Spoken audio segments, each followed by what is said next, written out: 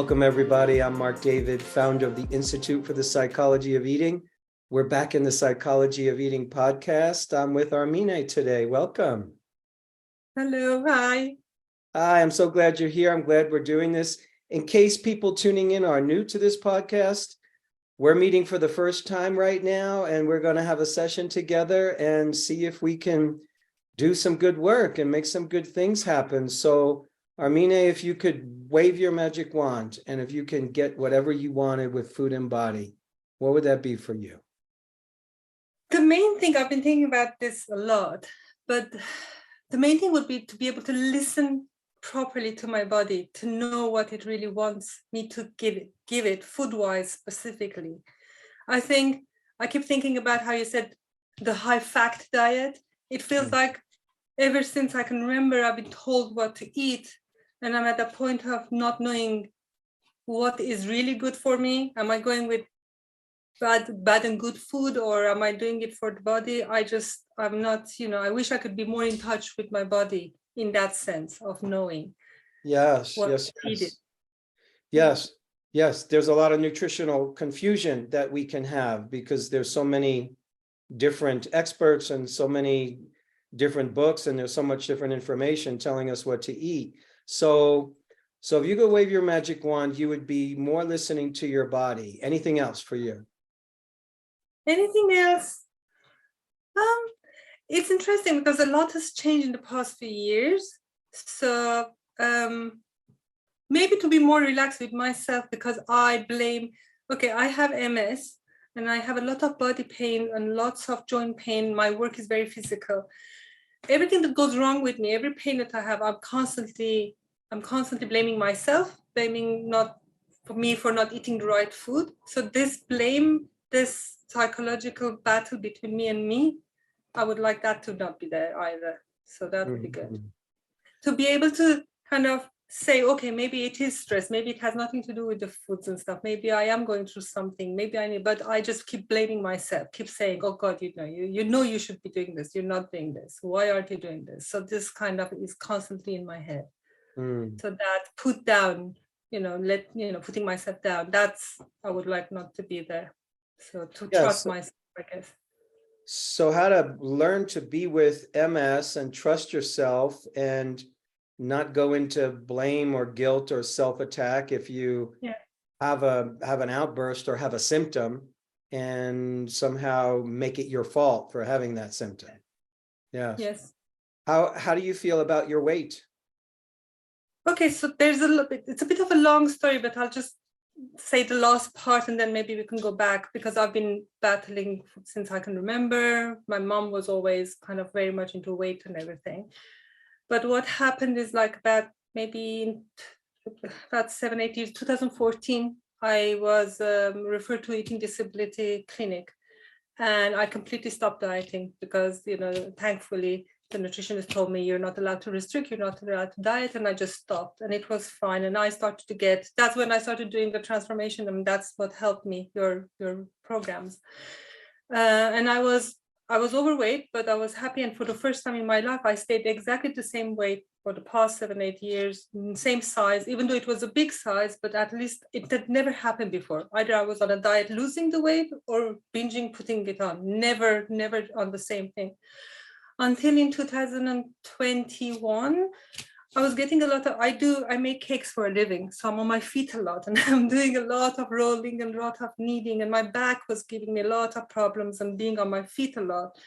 And I thought, this is ridiculous. I was seeing physiotherapy and everybody. I knew that I needed to have a weight loss, but I was like, I'm not going to go on a diet. I cannot go on a diet. Because I want this to be relaxed. I want my mind to be as relaxed as it's been for the past. I'm happy where I am.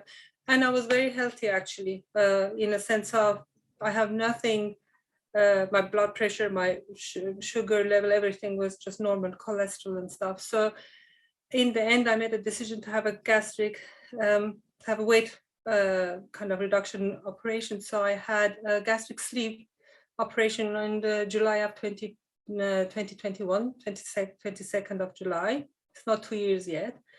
And so since then I've lost, originally I lost 42 kilos, but I put a few kilos on, which I was expecting. So I'm actually at a weight that I have never been in my whole adult life. So I'm okay with where I am. I've been less than this and I've been more, but never stayed at the same place. So I am, so it doesn't matter if numbers used to, but I'm 75 kilos now. And I remember, because I always remember what you said about a lot of people, when the first time you remember the diet that you started that weight at 16, I remember being 77 kilos and thinking, oh my God, I put on weight, I need to lose weight. So at the age of 51, to be 75 kilos now is a huge thing for me. So you're 51 years old, and where are you from originally? I'm Armenian, but I lived in Iran most of my life. So and in Iran, and Armenian culture is very much with food and. Yes. So let me ask you this question. Once you imagine getting to the place where you want to be with food and body, you're trusting your body more, you're eating more instinctually or more intuitively, and you're not getting upset at yourself if you have an MS symptom. How would life be different for you? Maybe I could just relax, be more relaxed, and with myself as well, because even though I don't want to lose weight, I still have that body kind of constantly looking and saying, oh, maybe I should, this needs to go, that needs to go. And that discomfort of kind of, it's very interesting. It's just, I think I put myself down so much that then I get stressed, and then being with people and that kind of, I'm a very outgoing person and I love being with friends, but the last few years I've been very much in my own cocoon, and when I'm not relaxed, then I'm not, I just don't want to be around. And my whole life has been around weight loss. I can't tell you, to a degree that people will ask me, so used to ask, are you on a diet or not on a diet? So so the past 7 years of me being able to say, actually my doctor said I'm not allowed to diet, was it was like a freedom thing. So now this kind of me putting myself constantly down is bringing me down again. It's as if I have that feeling of, because I don't want to voice it, obviously, because I don't look fat anymore. But what I get from, one of my main things is that I the last few months, I started eating. So what happened was when I reached the 71 kilos, and I thought that they had told me that when you lose weight, all your pains will go, your MS will be more manageable. And when that didn't happen, and I had all the pains, I started to get into this worry of like, am I going to be living with this pain all the time? My MS is very mild, but so I only have fatigue, very fatigue. And then of course the pains and aches are coming as well. And I started to get into that mindset of I have to do completely vegan, I have to eliminate all this stuff. And that constantly was giving me this panic attack. Like I was like, I can't restrict. So it was going back to the way I was thinking. So I started not binging, but was going towards bad food, I guess. So I was eating a lot of carb, sugar constantly. I was constantly craving it. Okay. And I just don't want that, so now it's so interesting. Ever since I applied to do the podcast, so the first time we were supposed to have it, I was in a completely different place. The second time we were supposed to have it, I knew this time. So last week, 10 days ago, I naturally just started eliminating and I was fine. So it's funny, but I still get that. I'm worried because I'm on all or nothing, and I'm worried that I'm going to get into I'm not allowed to eat sugar. I shouldn't be eating sugar. Sure. Okay. I shouldn't be having that. So I have some thoughts I want to share with you. Please. So you're 51 years old. Are you married? Yes. Do you have kids? No kids. One dog. Yeah. How long have you been married? We've been married 24 years. Congratulations. Been together for over 30 years. Thank you. Wow. So, it's so fascinating how we as human beings, even though we're all from different parts of the world. You're from Armenia, you've lived in the Middle East, and still so many people struggle with the inner conversation called, I have to look different, I have to be different, I have to eat different, I should have eaten this, I shouldn't have eaten that. And at the root of all that, is most often, my body needs to look different, my body needs to weigh different. So that's what's been driving you for a long time. So even though now your weight is stabilized, and I'm very happy for you about that, and now that you're at a place that, you have a little bit more peace with, still, Yep. there's that old voice. Yep. There's that old voice. And what's interesting is, on the one hand, that voice doesn't belong to you. You didn't invent that voice. I meet thousands of people who have that same voice in their head. You're no good, you're not lovable, you need to lose weight. And because that's what's driving us, we then wisely think, well, okay, how do I lose weight? And in your case also, how do I be healthy? How do I not have MS symptoms? You manage your food. You control your food. So if I control my food correctly, I'll lose weight. Yes. And if I control my food correctly, I'll be healthy, and maybe I'll be symptom free, or I'll have minimal symptoms. So if the weight's not coming off, self-criticism. If the symptoms are happening, self-criticism. So you're at a point, I always look at age 50 as the clear transition point where a woman goes from being a queen in training to becoming a queen. And becoming a queen in the classic sense means that you are now ready. Your soul is ready. You're at an age where you're ready to step into your authority. You're ready to step into your power. You're ready to step into your self-dignity. You're ready to make peace with the fact that you're not perfect. Life is not perfect. Nothing is perfect, and no one is perfect. And you're ready to make peace with that. But there's all the old voices. And you're ready to make peace. That's what you want. That's why we're in this conversation. You're tired of the internal conversation, which is stressful. It's stressful to be thinking, oh, I ate this, I shouldn't have eaten that. This is causing my symptom, or this isn't helping me lose weight. And because we get that stress and that anxiety, how do we relieve that stress and anxiety? We eat. Yeah. So if you tell me, oh, I go for sugar, I go for this, I go for the carbohydrates, yeah, that makes perfect sense. Bake cakes for a living, so people I can't be away from sugar. Yeah, so and it makes us feel good. It makes us temporarily feel good. It takes away the stress in the moment.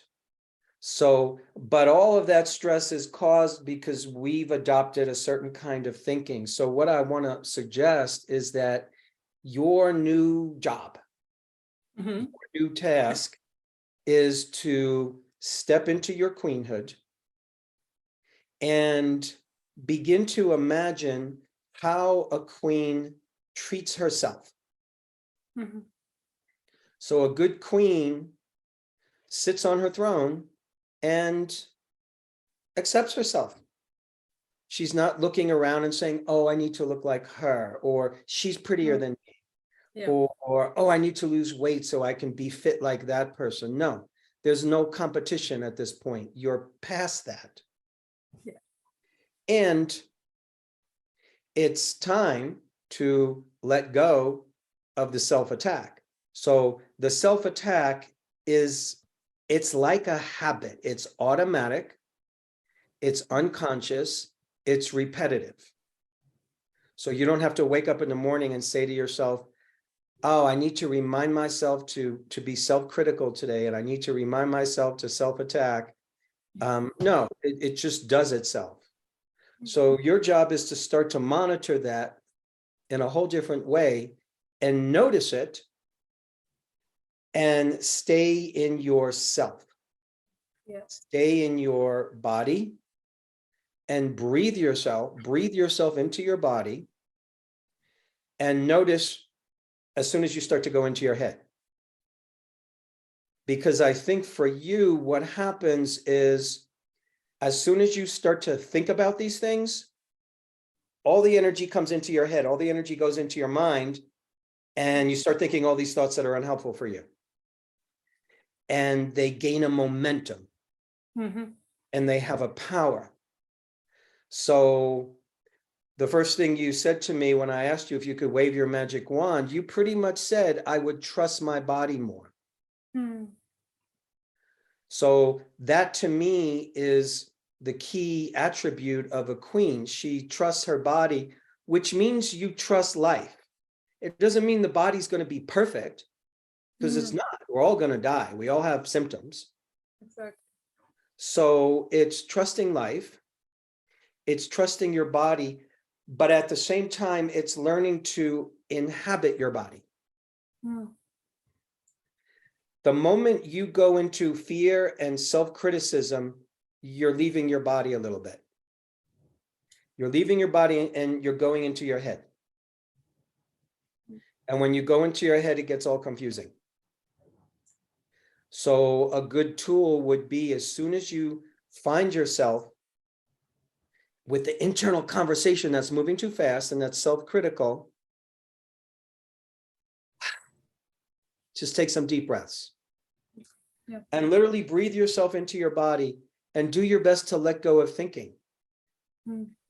And feel your body. Breathing, take 5 or 10 long, slow, deep breaths. Maybe sit down. Maybe stare out a pretty window, look at the sky, and bring yourself back home. Home is in your body. I can't really trust my body if I'm not noticing it, if I'm not really in it. See, what happens is, after a lifetime of dieting, after a lifetime of trying to change my body, I'm in my head thinking about my body. I'm thinking about my body, but I'm not actually inhabiting it. I'm constantly telling my body, you're no good. Here's what you have to do in order for me to like you. Yes. In order for me to accept you, you have to look like this and you have to feel like this. So you can't really trust your body because you're not in it. You're just above it and telling it what to do and what it did wrong and what it should have done. Exactly. Yeah. So anything that helps you start to inhabit your body in simple ways is medicine for you.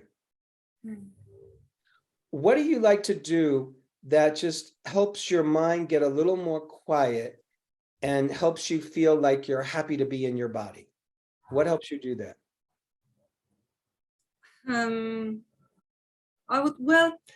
I do a lot of games on my iPad, which kind of usually, but it's interesting. I need to be listening to something and doing that, so I don't stick to one thing. So I'm listening to a podcast and playing, like just solving puzzles or something. That's my kind of sitting. What I really love is usually to dance. That's my thing, but I don't do it as much as I should. I would like to, I guess. It's always, yeah. So when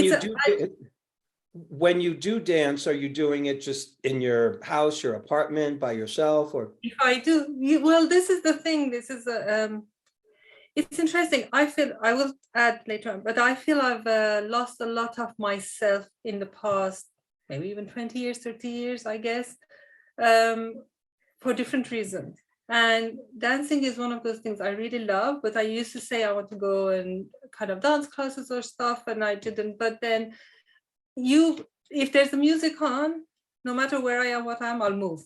That's how it is. So I know it's what, for me, exercise would be ideal: dancing, swimming, walking.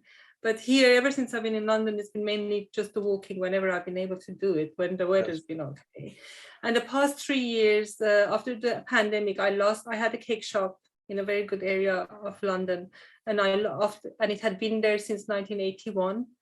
And I lost the shop. I mean, I took over from the owner in 2011, and then we lost it due to the pandemic. So the past 3 years, I've been working from home. So I'm not going anywhere. I'm not seeing anyone. I love having my time, but of course, I'm not kind of, it was an open kind of a shop. So people would see me working, they would pass, they would wave, they would come in, children would pass. So there was a lot of that going on. And so I don't get that anymore. Or customers collecting the cake, I would see their reaction. Now I deliver, sometimes I see something. So there's a lot of that missing.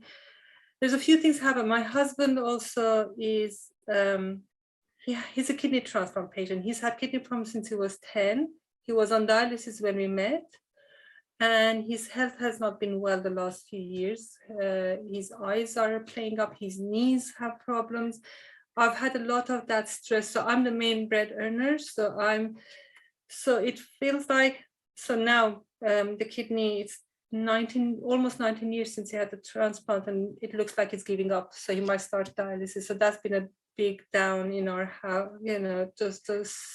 and I lost my mom in 2020 very suddenly in Iran. I couldn't go and see her.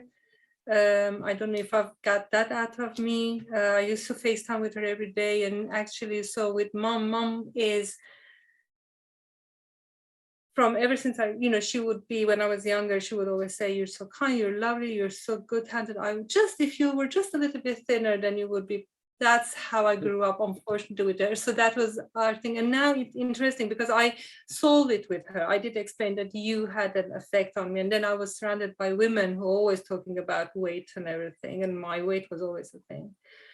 And, but it's interesting now that she's gone, this weight loss, everything that I've achieved feels, I just like, she should be here to see it. And she was a goal for me also. Like one day we'll get together, she'll come over, we'll do this. And it's just, I couldn't go back to Iran and they couldn't leave.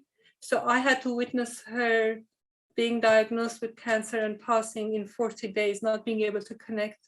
It's just been a very tough, and I was working at the same time in the shop. It's just, and then the pandemic happened, and then my husband couldn't walk, and there was so much. Yes, I'm taking antidepressants. So it's been very hard for you, and I'm truly sorry for your loss.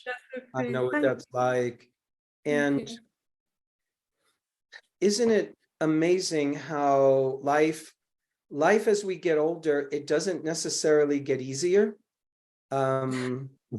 It can get harder in many ways, and the body ages and people age and people around us die. Exactly. And she was the healthiest. I mean, I'm sorry to jump in, but she actually, her death completely, it was another thing. So if I say my husband's parents, they both have, one has a lot of mental and issue, the other one has diabetes. My dad has diabetes and other stuff. My mom was the healthiest person ever, swimming all the time, walking, eating healthy, checking. So what this says is that life is short. We don't know what's going to happen. And this is your time to live life. Yeah. This is your time to live life. And even though there's difficulty, and even though there are challenges, and even though you're becoming more and more of a caregiver for your husband, if you're being a caregiver to somebody, you must take care of yourself. Yeah, myself, yeah. You must. Otherwise, you're not being a good caregiver, and the person you're helping doesn't really get the best of you, and you end up harming yourself because you're not taking care of you. So it's hard for the mind to figure that out. Oh, in order for me to be a helper, I need to take care of myself. So this is the time for you to really practice what you know works for you. And so something as simple, I want to get back to what helps you be in your body. And even if it means in your own apartment, you turn on the music and you move in the room. I don't care if it's a small room, you could move in a small room. Again, no, it's fine. Yes. Yes. So, which means you drop out of your mind and you inhabit Enjoy. your body and you enjoy your body. Because what's happening is you don't get time to enjoy being in your body. Mm. For I so also many, love sun and beach, and that's another thing we've never been on. I went away with a friend in 2017. It was amazing. That week, I was a completely different person. I felt that I was the person that I remember I was, if that makes yes. sense. So the best ways, the little ways that you can help yourself now, because we can always get on a good vacation, Yes. but all Exactly. the little ways that you can, again, bring yourself into your body, play music, listen to the music, sit there and just listen to the music and enjoy it, or be in the room and move to the music. And you're saying to yourself and you're saying to life, I'm here, I'm alive, I'm in my body, and I'm having a moment of pleasure. Mm. Because what happens is your body's not getting enough pleasure. Your being is not getting enough pleasure. There's too much stress. I agree. And so it's up to you to do your best, the best you can do to start to balance that out. Because otherwise, we get a little contracted when we're not getting enough pleasure, when we're not having enough fun, when we're not feeling good. It's easy to then spend time in my mind. It's easy to go back into all the old habits of self-criticism. It's easy to go back into all the old habits of, oh, I need to lose weight, I need to eat healthier. So yes, you need to practice catching yourself when you go into self-criticism. And it's going to be easier to not go into so much self-criticism as you start to spend more time, little bits here, 5 minutes here, 10 minutes there. It doesn't have to be a long time, doesn't have to be an hour, No, of course, yes. where you're just enjoying being in your body, because otherwise there's no place in your life where you're saying to you and you're saying to your body, happy to be here, happy to be inhabiting you. Because if you think about it, this is, from this moment forward, this is the youngest and chances are the healthiest that you'll ever be. Exactly. Yeah. So 10 years from now, you might look back and say, oh, I wish I was 51. I felt so good. Exactly. I look so good. So you're in your prime now.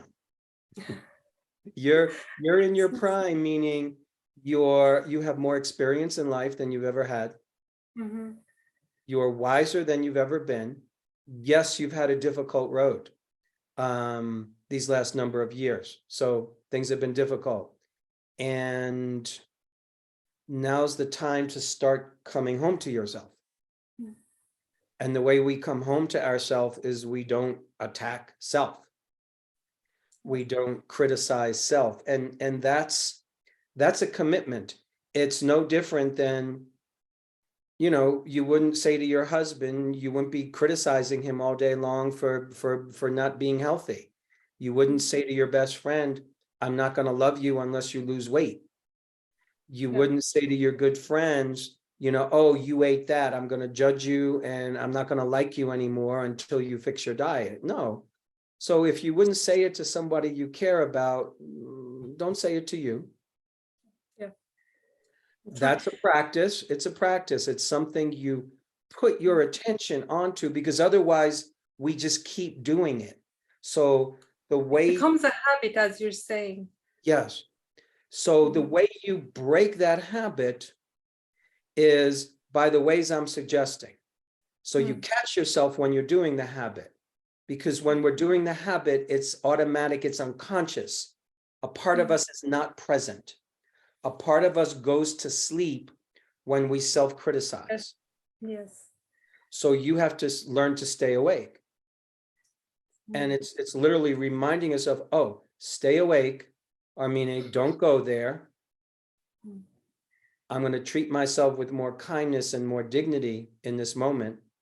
And it's just the same thing as holding back your words. Yeah, there's certain times you might get angry at somebody, but you don't necessarily voice those words because you realize, oh, those words might not be helpful. So same with yourself, you realize, oh, speaking to myself like that isn't helpful.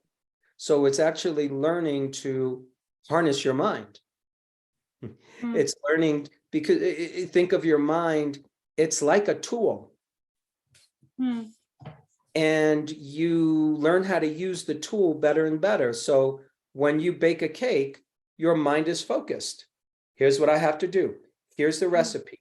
Here's the timing. Here's when it goes out. Here's when it comes in. Here's when I do this. So you have to have a very focused mind to make that kind of creation. So your mind focuses.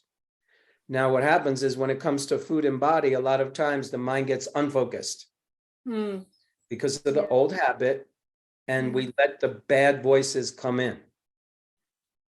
So that's where you're learning to focus your mind. It's like baking a cake. Nope, we don't do that.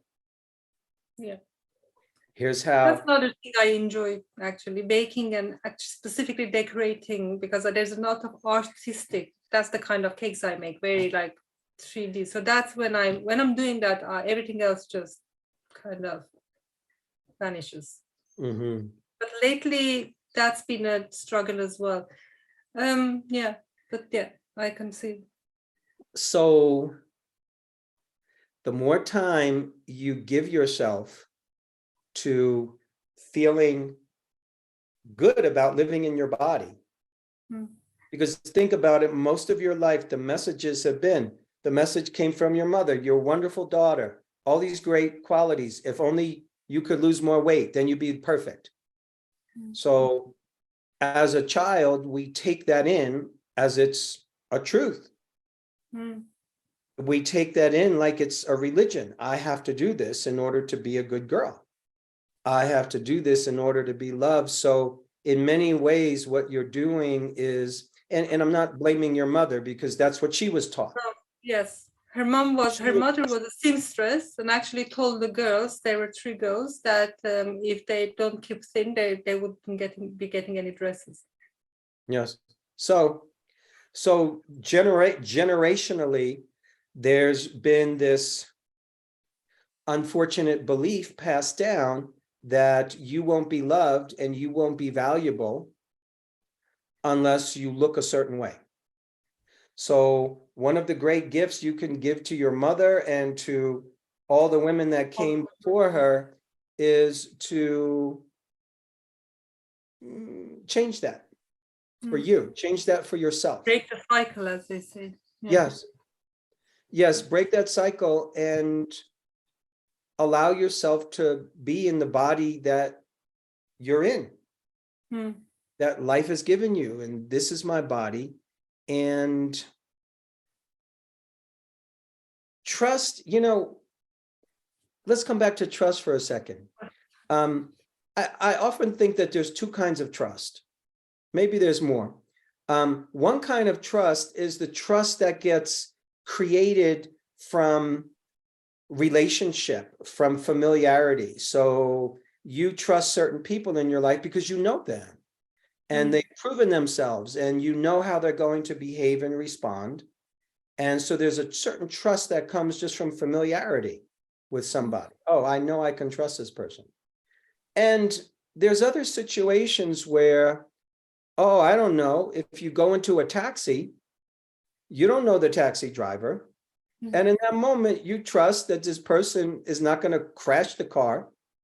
And you're trusting that person is going to safely take you to where you want to go, even though they're a stranger.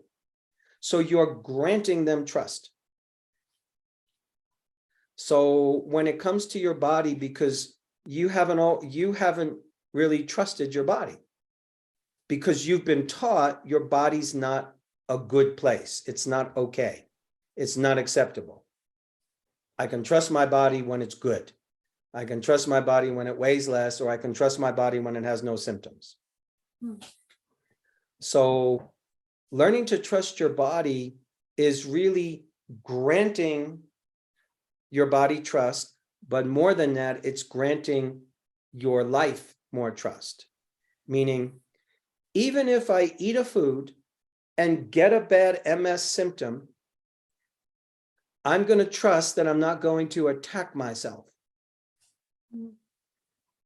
Because really the problem is the self-attack. Yeah, the symptom's not fun, but part of what you're learning is to stand by yourself, even though you're in pain, even though, oh, this food might have caused a symptom. Maybe it did, maybe it didn't. We don't know for sure sometimes. Yes, exactly, yeah.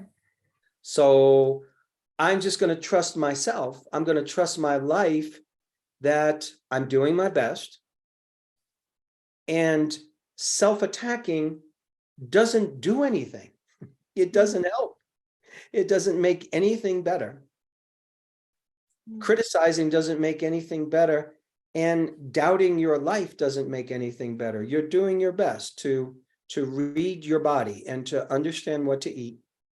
So you do your best, and you're not always going to be perfect. Sometimes you're going to have sugar. So you forgive yourself. And then you move on with your day. So it's you learning how to be a good mother to yourself. If you're a good mother to yourself, you would love you exactly as you are. A good mother would say, you're fine. I love you. And if you have a problem or a challenge, I'm going to stand by you. I'm not going to criticize you. I'm not going to kick you out of the house. I'm not going to hate you. I'm not going to tell you, I'll only love you if you lose weight or if you're perfect. That's not what a good mother would say to a child. And actually, my mom at the end as well, before this happened, so I was like 48, and we would FaceTime, although we're very close. I'm an only child, so very close to her. And she would ring and she would go say, oh, my baby. And she would be so, and I'm like, who would, there's something coming from a mom to a 48-year-old woman. But you could always feel the love, even with everything. I've never, never ever kind of thought that she didn't, she was the best mom. So a lot of love. And that's Yes, it's hard to lose that. And how to give it to myself is difficult. I know I have had a long years I've been there. I remember when I was 13, the hormonal, I started writing everywhere, even on the blackboard in school, I hate myself. So somewhere this already started. And then in the years, it's always been, so I'm still I'm much, much better. I've taken a lot of gaslighting from others and stuff. And now I'm like, I've been able to put certain relationships aside and be, come and get out of things. But yeah, I think the food part, there's another thing. It's like my husband couldn't care less about food, but obviously he needs to eat, and he needs to eat healthy because it's always been worried about him. And this creates a big problem in our house as well. That's why I'm constantly thinking about food and what to do, because I'm making something, if it's not health, I'm making everything, but then he'll say, he doesn't like to have the same thing every day. And then we both had COVID in the beginning of January, and his was very bad. He was hospitalized. We nearly lost him, but thankfully he's fine now. But then he's lost the sense of smell and taste as well, so that doesn't help. So now it's all about like texture as well. So that puts a lot of pressure. Every day I have to think about food. He will clean, he will do everything, but he just does not like cooking, baking at all. So I'm the one. So that's another thing that kind of does frustrate me a lot. So apart from listening to my own body, also like think about food all the time as well. That's just Yes. And that might be an interesting conversation to have with him, where you're just very honest and letting him know the impact that this part of the relationship has on you. You care about him, you love him, you care about him. He knows. Yeah. So for you, what are you taking away from this conversation? But just I need to kind of something I knew, but you're kind of making it more, but that I need to kind of take care of myself. I need to love myself. It's funny, I'll tell you something that might make you laugh. Every time because I've been listening to all the podcasts, and every time you say about the queen, and I'm like, in my head, a queen has somebody who cooks for them, takes takes, so that's funnily, nothing bad, because I do feel much more secure within myself. I mean, with how I look and how I am. Honestly, I keep thinking, I wish I'd lost this. This had happened 10 years ago when I had a shop. I was out, I had friends. Now it's, I'm only happy. I'm happier. Yes, I look much nicer, but I'm happy that I'm feeling lighter and I can do things. Otherwise, I had already got to a stage where I was kind of thinking, this is the body I have and I need to kind of honor it, and it's fine. Of course, as you're saying, it's something always in your head. So you're never going to be thin enough in your head. But I am happy to stay, just kind of to be at peace where I am, and I'm, it's fine. It's just that these thoughts are a thing. And you're right that just, I know that if I just put the music and dance just for 5 minutes, 10 minutes, what a difference it makes to me. Yes. It just lifts me. I love watching funny stuff. I'm always into like positive, happy, funny stuff, but it just doesn't go like that all the time. And when my mom passed away, interestingly, I was able to constantly tell myself, don't dramatize. Because every time I was starting to think, oh, she will never see this, I would start to get, and I would say, don't dramatize it. Just take it one day at a time, that this is life. And it helped me a lot, but I can't do it when it comes to me. That I just stop it, just. So you're learning how to do it when it comes to you. You're learning. And it's never too late to learn. That's the beauty of life. You could be 50, 60, 70, 80, 90 years old and still be learning. So you're learning how to quiet the voices in your mind. You are learning how to set those voices aside and not give them attention. There's certain things we give our attention to. There's certain things we choose not to give our attention to. There's certain TV shows I watch, certain TV shows I don't watch, certain music I listen to, some I don't. So we choose what we give our attention to. And when it comes to unwanted thoughts, then it becomes a practice. Then it becomes something you put your intention into. It's difficult because it's difficult to harness the mind. But that's our job if we wish to be happy. Yeah, exactly. If you wish to have the best experience of your body, then just like you need to attend to your finances, or just like you need to attend to, your nutrition, we need to attend to the conversation in the head. So you're learning how to do that. And this is a great time to learn it, and a great time to feel the benefits of it, because like I said, here you are, you're 51, and as much as there's been so much difficulty, there's also a lot of things to be thankful for. Yes. And you've come a long way in your life. And, especially when it comes to a parent that has just passed, I always like to think, especially if you feel close to them, then how can I honor their memory? Who can I be that would? She was so outgoing. She was always doing stuff for others, but also being part of different clubs and doing things. So that's the kind of person she was. And I'm thinking, I'm a people person as well. I'm more like her. My dad is, and my dad was always at work and never in the scene, but she was. So yes, and I should also, this hasn't, but thank you so much for the podcast as well. I was going to say, every time I listen to any podcast, I learn something. And I remember a few podcasts back, you were talking about somebody about eating a lot of sweets or chocolate, and you're saying that could be a sign of lacking love. And that's what I've been thinking. Maybe that's why I've been craving a lot of sweets. And a few months ago, I had a blood test, and the doctor said your sugar is very low, so you don't because I was worried, I'm eating so much sugar, what's going to happen, is there something going on? And then she said, actually it's quite low, your sugar. I'm like, that's very weird. But yeah, so learning. I learn every time. The first time I started listening to your podcast again after my operation, my husband was like, you've lost the weight you had, why are you still listening? I said, it doesn't have anything to do with weight loss. I learn every single time because it's psychological, and I know it is. Well, I'm so glad, Armine, and I really appreciate our conversation, and I'm glad we got to do this together. Thank you so much. Thank you so much for everything that you do. You bring take a lot care. of peace to us. Yes. All right. Thank you Thank so you. much. And Thank thanks you. everybody for tuning in. Hey friends, we're so happy that you've joined us for another episode of The Psychology of Eating with Marc David. Are you loving these episodes? Then simply subscribe and you'll never miss an episode again. We'd also love it if you'd leave us a comment below so we can hear more about your own journey with food and body.